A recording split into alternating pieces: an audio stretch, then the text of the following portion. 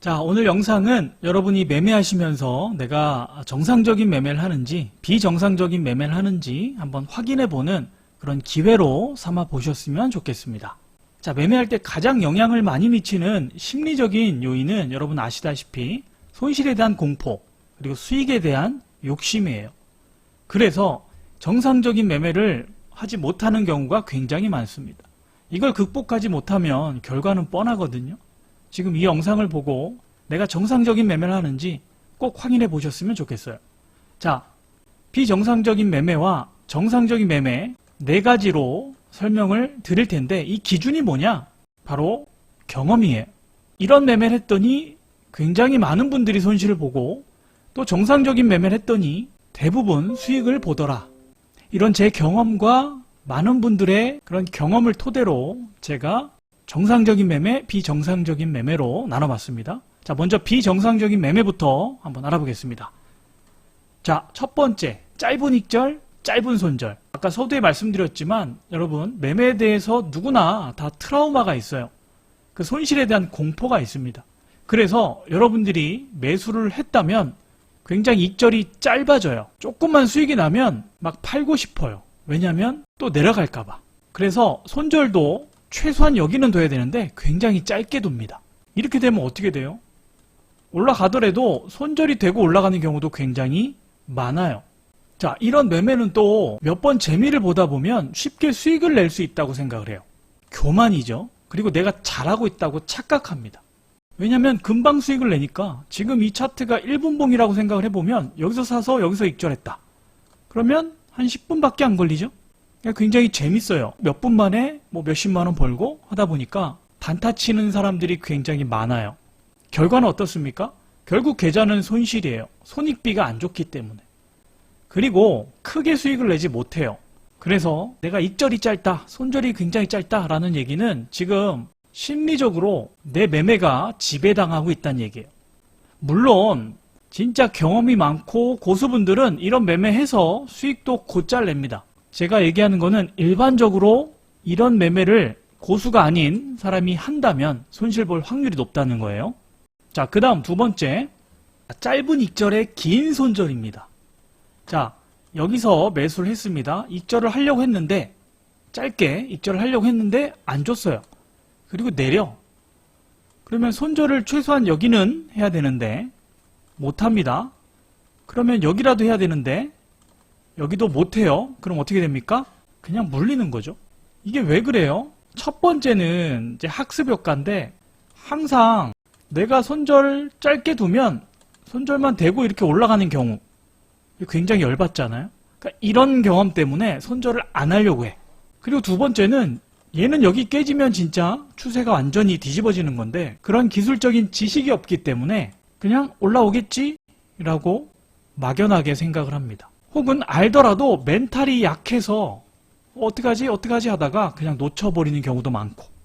그러니까 이런 분들은 이제 요행을 바라는 매매, 즉 도박처럼 매매를 하시는 분들일 확률이 높고, 그리고 익절이 짧은 거는 이제 공포 때문에 그렇고, 손절이 긴 거는 자존심이 세요. 이런 분들은 잘 모르기도 하지만 또 자존심이 세서 인정하지 않으려고 해요. 내 패배를 인정하지 않으려고 하기 때문에 이런 분들은 한 방에 깡통 차고 이런 매매야말로 최악의 매매라고 할 수 있어요. 짧은 익절, 긴 손절. 이게 비정상적인 매매 두 번째고요. 자, 세 번째는 이제 잦은 매매입니다. 자, 매매를 내가 많이 한다는 얘기는 뭐예요? 욕심. 내가 많이 매매할수록 많은 수익을 얻을 수 있을 거라는 이런 욕심에서 비롯된 거고, 또 하나 언제든지 나는 진입하면 수익을 낼 수 있어 라는 그런 교만 때문에 그래요. 그러니까 이렇게 매매 횟수가 많게 되면 결국은 뇌동매매 가능성이 매우 높아요. 결국 수수료도 많이 나가고, 그러니까 이런 매매는 손실 볼 확률이 높다. 그래서 내가 매매 횟수가 많은지 한번 확인을 해보세요. 아니, 잦은 매매 기준이 뭡니까? 그건 여러분 매매 스타일에 따라 다르겠죠? 뭐 단타냐, 마디냐, 추세 매매냐에 따라서 달라질 수 있습니다. 이것도 자세한 거는 또 나중에 따로 한번 다뤄보도록 하겠습니다. 자, 세 번째는 이제 무대응 매매입니다. 이런 매매는 첫 번째는 몰라요. 내가 모르기 때문에 뭐 익절도 안 하고 손절도 안 하고, 그리고 성격상 이 무대뽀 성격, 불도저 같은 분들 있죠. 그러니까 이런 분들은 추세가 상승장이라면 내가 몰라도 수익을 낼 수 있어요. 반대로 하락장이면 난리 나는 거죠. 그리고 자신에 대한 무조건적인 믿음이 있어요. 그러니까 이런 분들은 쪽박 아니면 대박인데, 이런 분들이 공부를 하면, 겸손한 자세로 배우면 굉장히 유리합니다. 매매에서 성공할 확률이 높은 성격이라고 볼 수 있어요. 근데 이런 분들이 교만하면 무조건 깡통입니다. 빠른 시간 안에. 그래서 내가 이런 매매는 하고 있지 않는지 한번 또 점검해 보셨으면 좋겠습니다. 자, 그럼 정상적인 매매는 어떤 매매인가요? 자, 첫 번째, 손익비를 고려한 매매. 예를 들어서 내가 여기서 매수를 샀다. 손절이 여기다. 그럼 손절 폭이 요 정도죠? 그럼 익절은 얘보다는 이게 이제 손익비를 생각한 매매예요. 근데 이제 많은 분들이 익절과 손절이 같거나 손절이 더 큰 경우도 있어요. 그래서 항상 손익비를 생각을 하셔야 된다. 만약에 손절은 여기에요. 내가 여기서 샀는데 손절 라인은 여기다. 근데 목표치는 여기밖에 안 될 것 같아. 손익비가 안 좋죠? 그러면 어떻게 되느냐? 얘가 내려올 때까지 기다리는 거예요. 그래서 손익비가 이렇게 되면 여기서 진입하는 거죠. 안 오면 그냥 보내주는 거고. 이해하시겠어요? 그러니까 이렇게 손익비를 고려를 해야 된다. 근데 이럴 때가 있어요. 손절은 굉장히 큰데 손익비는 안 좋은데 내가 익절을 요 정도에 할 건데 들어가는 경우가 있어요. 언제냐면 확률이 매우 높을 때. 즉 얘는 바로 올라갈 것 같아. 근데 강력한 저항 라인이 있어서 크게는 익절을 못하지만 올라갈 확률이 매우 높을 것 같아. 근데 만약에 얘가 흔들지라도 결국은 올라갈 것 같아. 확률이 매우 높아. 이럴 때는 익절보다 손절 폭이 클 수가 있어요. 가끔은. 근데 이제 이게 자주 있으면 안 되겠죠? 그래서 손익비를 고려한 매매를 하셔야 되는데 가끔은 익절보다 손절의 폭이 클 때가 있다. 언제? 확률이 높을 때. 정리되셨죠? 자, 두 번째는 잘 쉬는 매매입니다. 차트가 이런 차트가 있습니다. 우리 매매하면 모든 영역에서 다 매매를 하거든요. 근데 그러면 안 돼요. 확실히 내가 자신 있는 영역에서 매매를 해야 돼요. 지금 보면 거래가 터졌고 상승합니다. 여기도 마찬가지죠. 여기는 거래가 안 터지고 횡보해요. 그러니까 이런 영역이 쉬는 구간이에요.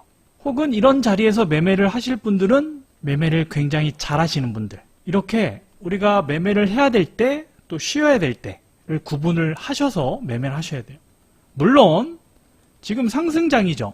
허리가 안 깨졌죠. 기준 마디가 나왔기 때문에 이걸 예상하고 여기서 살 수도 있죠.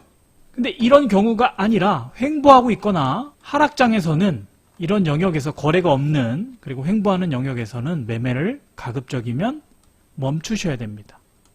그렇다고 해서 그러면 거래 터지면서 쭉쭉 올라갈 때 매매를 해야 되는구나. 대부분 또 어디서 사느냐? 이런 데서 또 사요.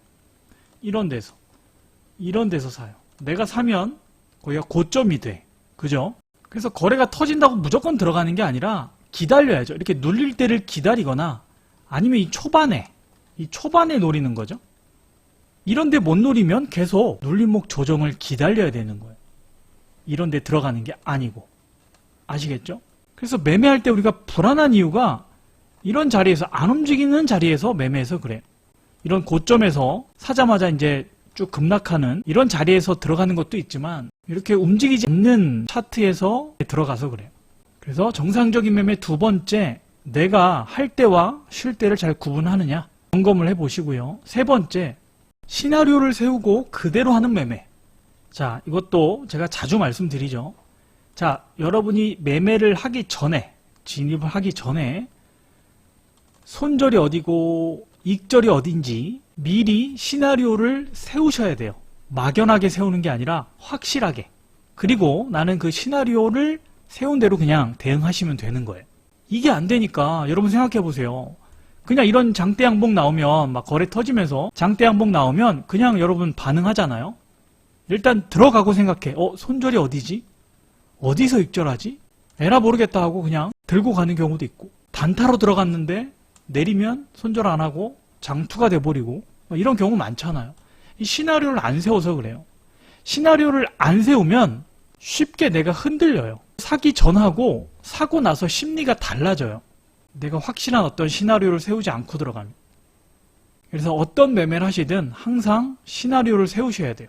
내가 매수하는 근거들 이런 것들을 쭉 적어 놓고 진입을 하고 이 내가 세운 시나리오대로 가는지 변경사항이 있는지 체크하면서 내가 홀딩할 건지 아니면 팔 건지를 결정하시면 됩니다. 아시겠죠? 네 번째, 기본이죠. 심리가 평온한 매매. 모든 매매의 기준은 여러분 내 심리예요. 자, 전문가가 여기가 급소라고 얘기합니다. 또 많은 사람들이 이런 자리는 좋다고 얘기해요. 근데 나는 이런 자리 들어가면 좀 불안하다? 그러면 좋은 자리가 아니에요. 남들한테 좋은 자리가 나한테 좋은 자리가 아닐 수 있는 거예요. 반대로 남들이 되게 위험한 자리라고 하지만 내 눈에 좋은 자리라고 여겨지면 진짜 그 자리는 좋은 자리예요. 기준이 뭐다? 심리, 내 심리. 근데 저는 편안한 자리가 없는데요. 매번 들어가면 막 들어가자마자 불안한데요. 그런 경우는 왜 그럽니까? 첫 번째가 몰라서, 그죠? 공부를 안 하셔서. 그 다음에 두 번째는 트라우마예요, 트라우마. 알긴 아는데 예전에 그 손실 때문에 그 기억 때문에 들어가자마자 불안한 거예요. 그러니까 익절이 막 짧아지고 막 정상적인 매매도 안 되고. 자, 이거는 이제 우리가 쉽게 극복할 수 있어요. 두 번째, 이 트라우마는 어떻게 극복합니까? 성공적인 매매로 극복하는 거예요. 한번 해보는 거죠. 불안해서 그냥 짧게 파는 게 아니라 내가 최초에 세운 그 목표가까지 그냥 한번 홀딩 해보는 거예요. 그런 성공적인 경험을, 다시 말해서 정상적인 매매를 많이 하다 보면 극복이 됩니다. 이것도. 그러니까 이 단계까지 여러분들이 나아가셔야 되는 거죠. 아시겠죠? 자, 그래서 비정상적인 매매 4가지 한번 알아봤습니다. 짧은 익절, 짧은 손절, 짧은 익절, 긴 손절, 그 다음에 잦은 매매, 그 다음에 무대응 매매. 물론 이런 매매 자체가 무조건 비정상적이다 이렇게 얘기할 수는 없어요. 아까 말씀드린 대로 이런 매매를 하면서 수익 내시는 분도 계세요. 그러니까 일반적으로 초보분들이 이런 매매를 했을 때 손실 날 확률이 매우 높더라. 그래서 매매 방법 자체가 아니라 이 매매의 동기와 태도가 중요하다는 거 기억을 해주시고, 정상적인 매매는 손익비를 고려한 매매, 간혹 가다가 손익비가 안 좋을 수 있다. 언제? 매매 확률이 높을 때. 그 다음에 쉴 때와 매매할 때를 잘 구분하셔야 된다. 시나리오를 무조건 세우셔라. 내 심리가 기준이다. 모든 매매는 내 심리가 기준이에요. 누가 좋다고, 누가 들어가라고 들어가지 마세요. 내 심리가 평온하지 않다? 평온할 때까지 그 근거를 찾으세요. 되셨죠? 그래서 오늘 정상적인 매매, 비정상적인 매매 한번 알아봤는데, 여러분이 막 수익 내려고 막 기법 같은 거 찾아다니지 마시고 먼저 여러분들 이런 것부터 점검을 하셔야 돼요. 내가 어떤 매매를 하고 있는지. 이게 이제 기초가 되니까 이런 게 바로 서 있지 않으면 아무리 여러분 단기간 내에 수익을 보더라도 결국 다 뱉어내게 돼 있습니다. 그래서 오늘 영상을 다시 한번 보시고 내가 어떤 매매하는지 스스로가 점검을 해보시는 그런 기회로 삼으셨으면 좋겠습니다.